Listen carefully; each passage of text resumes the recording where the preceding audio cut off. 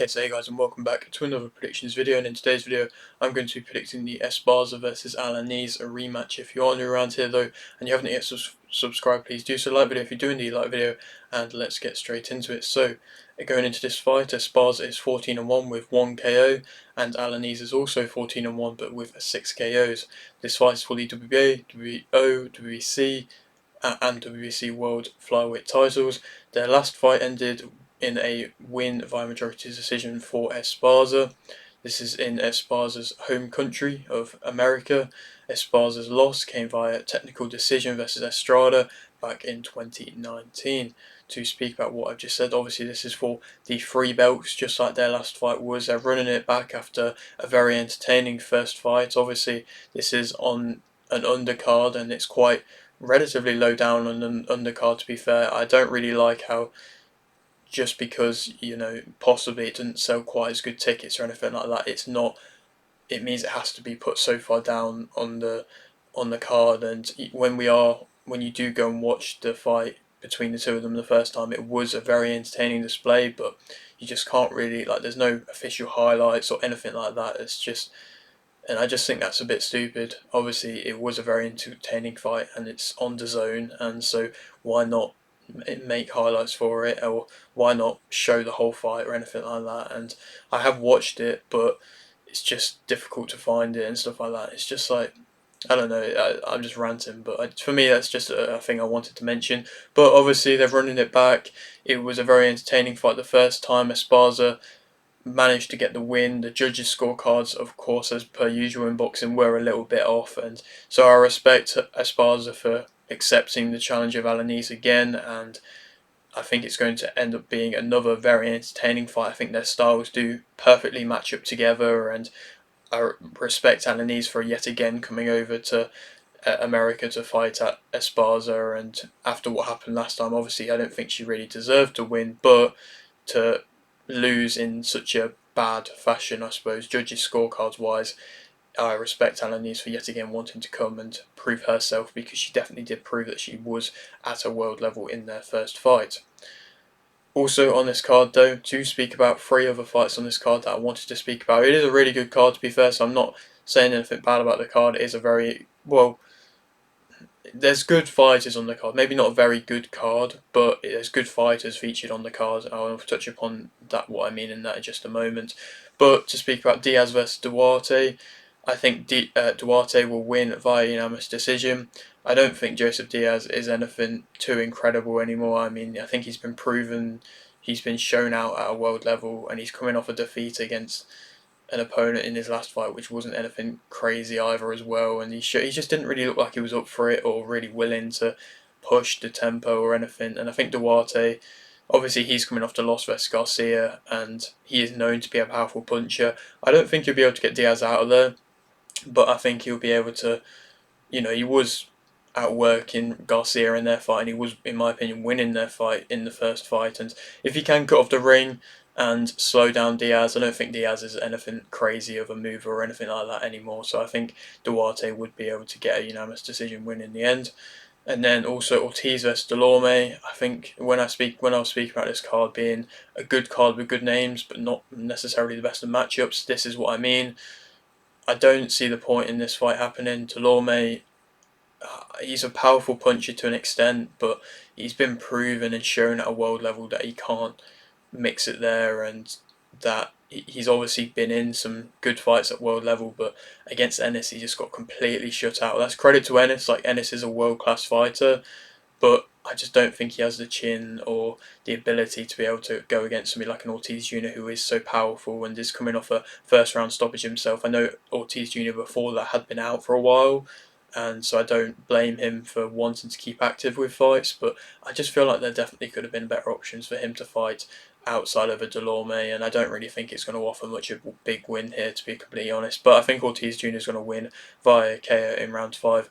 Obviously, Ortiz Jr. defensive wise occasionally does get caught with big shots, so possibly Delorme could do something there, and so you never really know in boxing. But nonetheless, I still don't think this is a necessary fight, and I believe that Ortiz Jr. is just going to be able to do a job on him relatively convincingly. And then the main event of this card, Ramirez versus Bartholomew. It's an interesting fight, this one.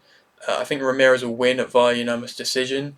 Bartholomew, his like style and technique is an intriguing one. It's like very wild and not necessarily technically quite so sound, but it's entertaining and he's going to let his hands go, I'm sure, and definitely could win a lot of rounds. And he's not crazily powerful, but he could definitely just outwork an opponent. And Ramirez's defense has been shown to not always be anything too crazy, but I think Bartholomew, with his age and with his fast startingness, I suppose if that's even a word, I think he's probably going to end up tiring out into the later rounds, and I think Ramirez has got that work rate in him, and that's probably one of his best attributes. That alongside some great body work that he always utilises, and I think in the end, going into the later rounds, he will be able to win via that of a unanimous decision. And I don't think he will be able to stop Bartholomew, but Bartholomew, I mean, I do respect them giving him this chance in Ramirez's first Golden Boy fight, because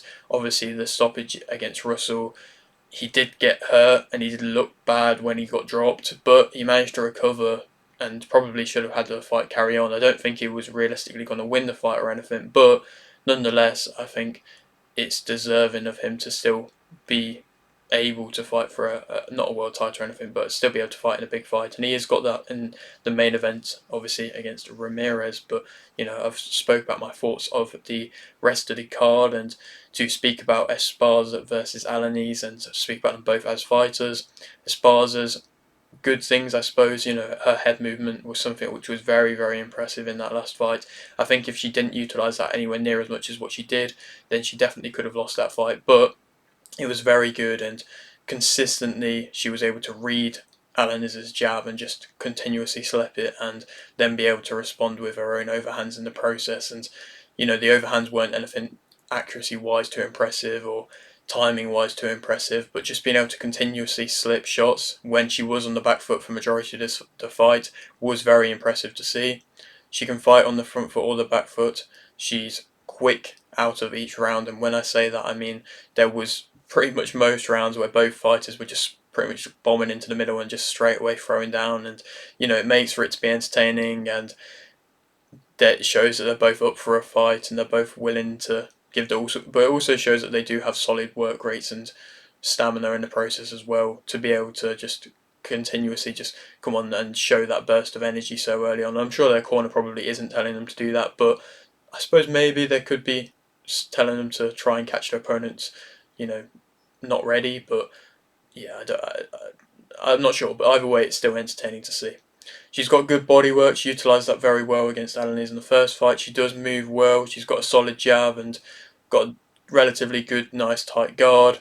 She's, in my opinion, the more accurate out of the two, and I think it was valid that she did win that last fight, and I believe it's going to possibly play out in similar fashion this next fight, but it will be intriguing to see if there is either fighter who's going to make either changes, because I think Alaniz, possibly if she does what she does against in the first fight again here, she could beat Esparza. I think Esparza just was the better fighter on the day, but it's on the day, and you don't know what version of both fighters we're going to end up seeing. So we'll have to wait and see. Negatives about Esparza though, she can be outthrown, and she seemed to possibly be outthrown a little bit against Alaniz.